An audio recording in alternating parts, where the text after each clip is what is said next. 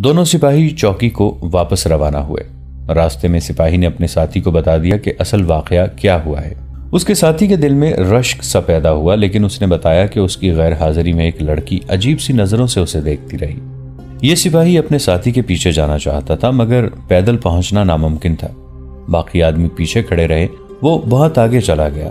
2 لڑکیاں بھی آگے آ گئیں، جن میں سے ایک اس کے ساتھ آ کر باتیں کرنے لگی۔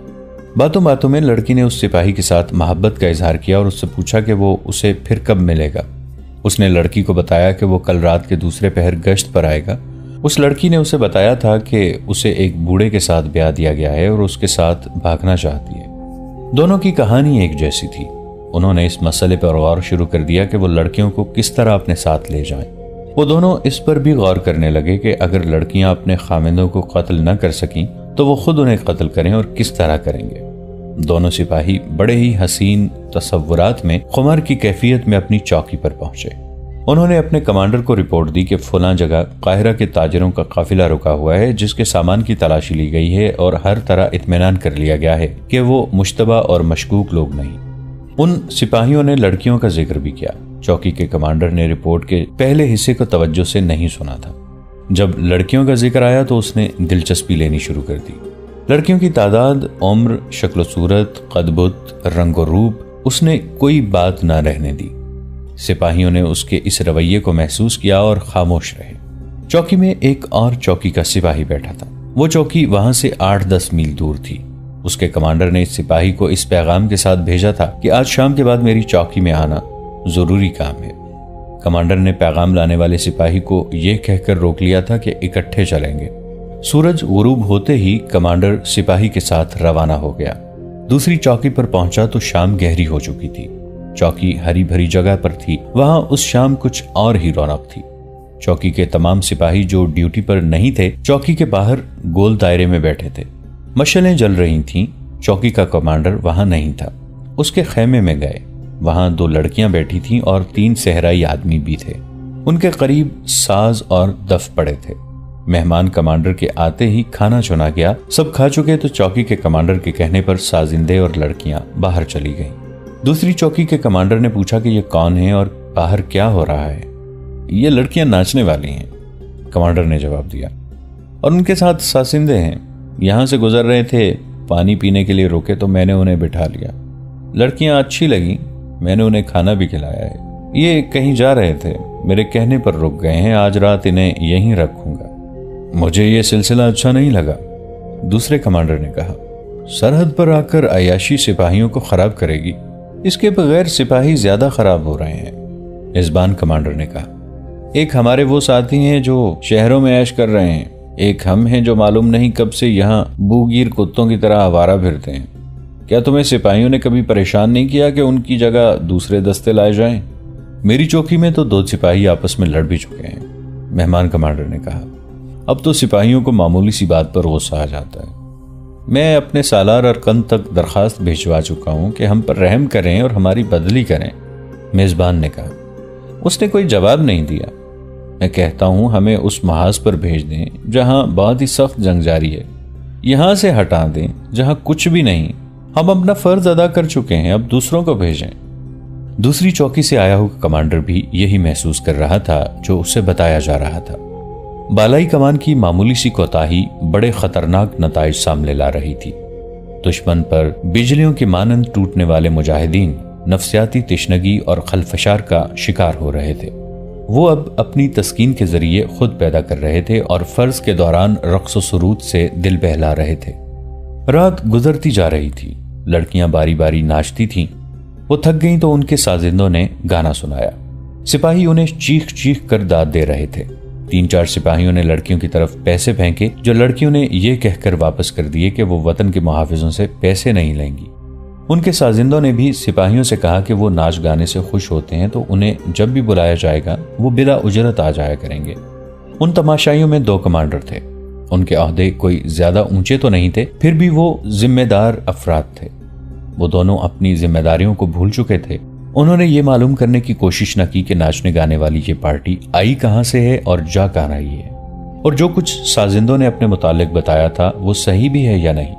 कमांडरों ने यह भी ना देखा कि तमाशाइयों में मिस्र के सहराई लिबास में जो चंद एक आदमी बैठे हैं वो कौन है और कहां से आए हैं। और इन कमांडरों ने यह भी ना देखा कि चौकी के 4 सिपाही गश्ती पहरे से जल्दी वापस आ गए हैं और उनकी जगह दूसरे 4 सिपाही पहरे के लिए गए ही नहीं।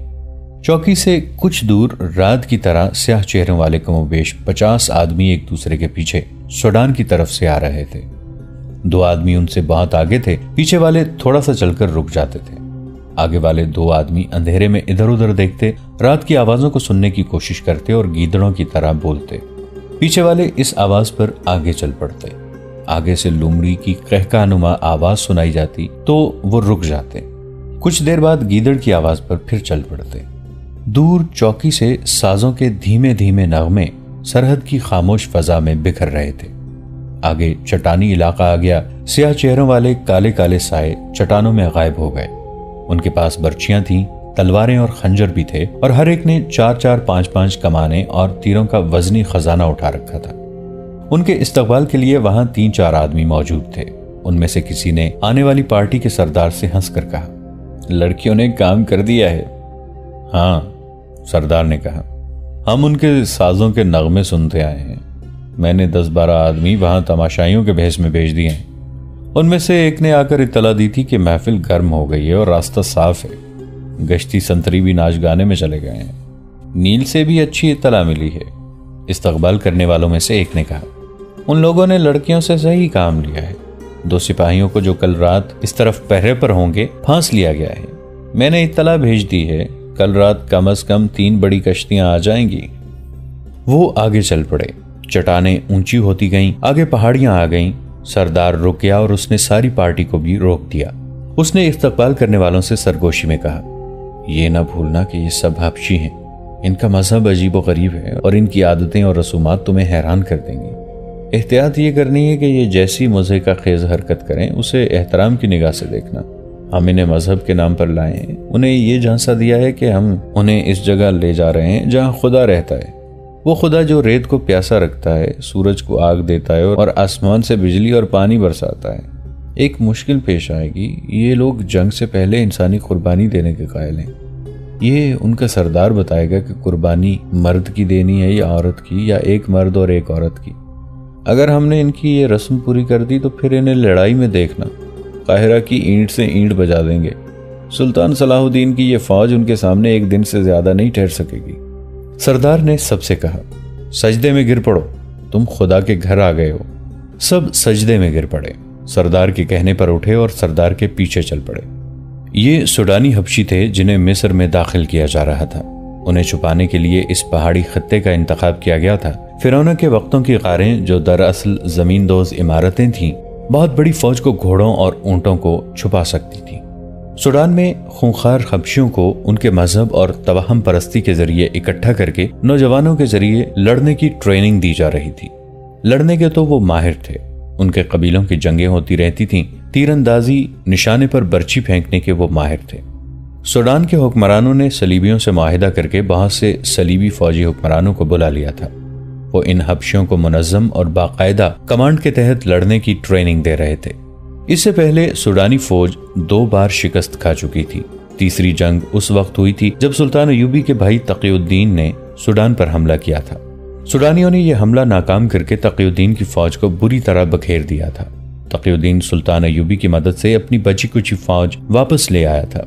उसमें सूडानियों की नाकामी यह थी कि उन्होंने तकीउद्दीन का ताक़ुब किया और मिस्र पर हमला न किया। अगर सूडानी ताक़ुब और हमला करते तो तकीउद्दीन की फौज इतनी थकी हारी थी कि मिस्र को सूडानियों से बचा न सकती। इन नाकामियों को देखते हुए सलीबियों ने सुल्तान अयूबी का तरीक़ा जंग आजमाने की स्कीम बनाई थी। उन्होंने देख लिया था कि सुल्तान अयूबी कम से कम नफरी से ज्यादा फौज पर शबखून किस्म का हमला करते हैं और जमकर लड़ने की बजाय अपने दस्तों को घुमा फिरा कर लड़ाते और बड़ी से बड़ी मुनज़्ज़म फौज को बखेर देते हैं। उन्हें यह भी मालूम था कि इस किस्म के हमलों के लिए बड़ी ही सख्त ट्रेनिंग और ख़ास किस्म के सिपाहियों की ज़रूरत होती है। आम किस्म की फौज सिर्फ हुजूम की सूरत में लड़ सकती है। चुनाचे उन्होंने हबशी कबाइल में जंगी जुनून पैदा करके थोड़ी सी फौज तैयार कर ली थी और उन्हें शबखून की ट्रेनिंग दी थी। वो काहिरा वालों को बेखबरी में दबोच लेना चाहते थे। اب سلطان ایوبی مصر میں نہیں تھے، انہیں یقین تھا کہ سلطان ایوبی کی غیر حاضری میں وہ میدان مار لیں گے۔ انہیں اس حملے کی کمان کے لیے ایسے جرنیل کی ضرورت تھی جو مصر کی فوج کا ہو، تاکہ وہ وقت اور قوت کم سے کم صرف کر کے حملہ صحیح ٹھکانوں پر کریں۔ ان کی یہ ضرورت سلطان ایوبی کے سالار القند نے پوری کر دی تھی۔ سوڈان کے حبشیوں کو چھپانے کے انتظامات القند نے ہی کیے تھے۔ اس نے مصری فوج کے 4-5 جونیئر کمانڈر بھی اپنے ساتھ ملا لیے تھے۔ جاسوسوں کے ذریعے اس کا رابطہ سوڈان کے ساتھ تھا۔ اب یہ فوج مصر میں داخل ہو رہی تھی۔ رات گئے تک چوکی پر ناچ گانا ہوتا رہا۔ دوسری چوکی کا کمانڈر وہاں سے اپنی چوکی کے لیے روانہ ہونے لگا تو اس نے اس چوکی کے کمانڈر سے کہا کہ وہ ان لوگوں سے کہے کہ کل رات اس کی چوکی پر آ جائیں۔ سازندے مان گئے، انہیں اور جانا ہی کہاں تھا، وہ تو سوڈانیوں بلکہ القند کے بھیجے ہوئے لوگ تھے۔ یہ تو انہوں نے جھوٹ بولا تھا کہ وہ کسی کے بلاوے پر اس کے گاؤں جا رہے تھے۔ ان کے ذمے تو یہی کام تھا کہ وہ ان 2 چوکیوں پر پانی پینے کے بہانے رکیں اور ایسی باتیں کریں کہ چوکیوں کے کمانڈر ان کے جال میں آ جائیں۔ ناچنے والی لڑکیاں دلکش تھیں۔ کمانڈر ان کے جال میں آ گیا۔ اس نے دریا والی چوکی کے کمانڈر کو بھی بلا لیا اور 50 حبشی سرحد پار کر کے پہاڑیوں کے پیٹ میں غائب ہو گئے۔ اگلی رات دونوں رقاصائیں دریا والی چوکی پر جا پہنچی۔ وہاں بھی وہی رونق پیدا کی گئی جو اس چوکی پر کی گئی تھی۔ رات کے دوسرے پہر دریا کے ساتھ ساتھ گشت کرنے والے 2 سپاہی واپس آ گئے۔ ان کی جگہ دوسرے 2 سپاہی روانہ ہونے لگے۔ انہیں ساتھیوں نے کہا کہ یہ رونق چھوڑ کر نہ جائیں۔ کمانڈر اس وقت لڑکیوں اور ان کے رقص میں مست ہے، لیکن وہ دونوں یہ کہہ کر چل پڑے کہ وہ اپنے فرض میں کوتاہی نہیں کرنا چاہتے۔ یہ وہی 2 سپاہی تھے جن سے لڑکیوں نے محبت کا اظہار کر کے کہا تھا کہ وہ اپنے بوڑھے خامندوں سے نجات حاصل کر کے ان کے ساتھ جانا چاہتی ہیں۔ انہیں فرض کا اتنا خیال نہیں تھا جتنا ان لڑکیوں کے پاس پہنچنے کا اشتیاق تھا۔ لڑکیوں نے انہیں کہا تھا کہ وہ انہیں ملیں گی۔ اس سے پہلے وہ آہستہ آہستہ چلتے، رکتے اور چلتے تھے، مگر اس رات چوکی سے ذرا دور ہوتے ہی انہوں نے گھوڑے دوڑا دیے۔ ایک جگہ گھوڑے روک کر اترے اور آہستہ آہستہ چلتے الگ ہو گئے۔ دونوں لڑکیاں مختلف جگہوں پر ان کا انتظار کر رہی تھیں۔ وہ دونوں انہیں دریا سے دور چٹانوں میں لے گئیں۔ دونوں نے ان پر اپنے حسن و جوانی اور محبت کا طلسم طاری کر دیا اور خامندوں کے قتل کی اسکیمیں بنتی رہیں۔ دونوں نے کہا کہ وہ اپنے خامندوں کو شراب میں خواب آور صفوف پلا کر سلائی ہیں۔ دونوں سپاہی ایک چٹان کے اس طرف دوسرا کہیں اور طرف صرف فرض ہی کو نہیں، گرد و پیش کو اور دنیا کو بھی فراموش کیے بیٹھے تھے۔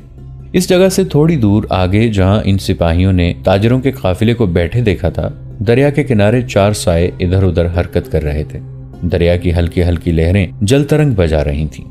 یہ آدمی پانی کی سطح پر تاریکی میں دور دیکھنے کی کوشش کر رہے تھے۔ وہ بے چین ہوئے جا رہے تھے۔ ایک نے کہا، نہیں، اس وقت تک آ جانا چاہیے تھا۔ دوسرے نے کہا، انہیں اطلاع تو دے دی گئی تھی۔ ایک نے آنکھیں سکیڑ کر کہا، وہ بادبان معلوم ہوتے ہیں۔ اس نے ایک دیا جلا کر آہستہ آہستہ دائیں بائیں ہلانا شروع کر دیا۔ دریا میں دور 2 دیے جلتے نظر آئے اور بجھ گئے۔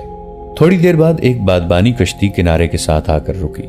کنارے پر کھڑے ایک آدمی نے کہا، کسی کی اونچی آواز نہ نکلے۔ مکمل خاموشی سے سیاہ کالی حبشی کشتی سے کنارے پر کودنے لگے۔ اس کے پاس میں ایک اور کشتی آ رکی، اس میں سے بھی حبشی اترے۔ یہ بہت بڑی کشتیاں تھیں، ان میں سے کم و بیش 200 حبشی اترے۔ پھر ان میں سے سامان اترنے لگا۔ یہ سب جنگی سامان تھا۔ جو ہی کشتیاں خالی ہوئیں، ملاحوں سے کہا گیا کہ بہت تیزی سے کشتیاں واپس لے جائیں۔ ملاحوں نے بادبانوں کے رسے کھینچے، رخ بدلے اور کشتیاں ساحل سے ہٹ کر اندھیرے میں غائب ہو گئیں۔ حبشیوں کی یہ کھیپ بھی چٹانوں میں سے ہوتی ہوئی پہاڑیوں میں گئی اور غائب ہو گئی۔ یہ دونوں سپاہی واپس آئے تو چوکی پر ناچ گانے کی محفل ختم ہو گئی تھی۔ سپاہی اپنے اپنے خیموں کو جا رہے تھے۔ ناچنے گانے والوں کے لیے کمانڈر نے الگ خیمہ لگا دیا تھا۔ اسے ایک لڑکی کچھ زیادہ ہی اچھی لگی۔ وہ چہرے مہرے سے معصوم سی لگتی تھی۔ کمانڈر نے یہ سوچ کر کہ یہ پیشہ ور لوگ ہیں، سازندوں سے کہا کہ اس لڑکی کو وہ اس کے خیمے میں بھیج دیں۔ یہ لوگ دراصل جاسوس اور تخریب کار تھے۔ ان کا مشن ہی یہ تھا کہ ان 2 چوکیوں کو اپنے جال میں الجھائے رکھیں اور ان کے کمانڈروں کو اپنے قبضے میں لینے کی کوشش کریں تاکہ سوڈان سے حبشی فوج مصر میں داخل ہوتی رہے۔ اس کمانڈر نے لڑکی کو اپنے ساتھ رکھنے کی خواہش کا اظہار کیا تو اس کی خواہش پوری کر دی گئی۔ رقاصہ اس کے ساتھ خیمے میں چلی گئی۔ کمانڈر ادھیڑ عمر تھا اور لڑکی نوجوان۔ خیمے میں جا کر لڑکی کی شوخی ختم ہو گئی۔ وہ تو ناچنے کودنے والی اور بڑی ہی پیاری مسکراہٹ سے تماشائیوں کا دل بہلانے والی رقاصہ تھی۔ باہر کی مشعلیں بجھ گئی تھیں۔ خیمے میں دیا جل رہا تھا۔ لڑکی ایک طرف بیٹھ کر کمانڈر کو گہری نظروں سے دیکھنے لگی۔ میں نے کبھی شراب نہیں پی، کمانڈر نے کہا۔ میرے باپ نے کبھی شراب نہیں پی تھی، رقاصہ نے کہا۔ تم نے شراب کا نام کیوں لیا ہے؟ میں نے تو نہیں کہا تھا کہ شراب پیو۔ تم شاید یہ کہنا چاہتے ہو کہ ہمارے پاس شراب بھی ہوگی اور میں لا کر تمہیں پلاؤں گی۔ کہتے ہیں شراب کے بغیر عورت اور عورت کے بغیر شراب بے مزہ اور پھیکی ہوتی ہے، کمانڈر نے مسکرا کر کہا۔ میں شراب کے ذائقے سے واقف نہیں اور میں غیر عورت کی چاشنی سے بھی آشنا نہیں۔ پھر تم اناڑی گنہگار ہو، رقاصہ نے سنجیدگی سے کہا۔